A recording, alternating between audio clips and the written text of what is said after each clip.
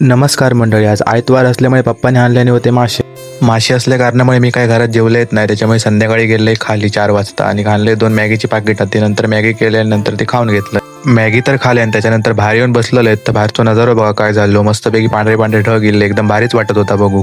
आणि ह्या काय तर बघा थोड्याच वेळात असलो पाऊस धरलेलो ना, शाप म्हणजे शाप काळा काळा केलेला. माका आता वाटलं की ह्यो जर पाऊस खाली कोसळलो तर आमचं गाव नक्कीच वाहून जातलो.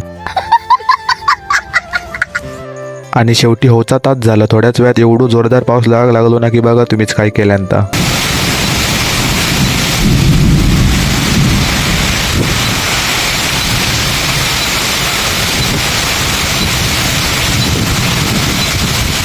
एवढ्या जोरात पाऊस पडल्यामुळे थंडी तर खूप वाजत होती, म्हणून मस्तपैकी गरम गरम कॉफी करून पिलंय. आणि दुसऱ्या दिवशी संध्याकाळी जरा टाकीचं काम असल्यामुळे आम्ही इलेलो, पण माझ्यासोबत जे 3 जण येले ते तर वर गेले, पण माझी काही वर चढायची हिंमतच नाही होती. माका माहित होता जर हे अजून पायरी वर चढान गेले तर माझी वरती जाऊची तिकीट 100% बुक होतली. आणि मी खाली बसून एकच विचार करी होतं, हे वर तर गेले पण समजा जर खाली उतरताना यांच्यातनं कोण जर खाली पडलो तर.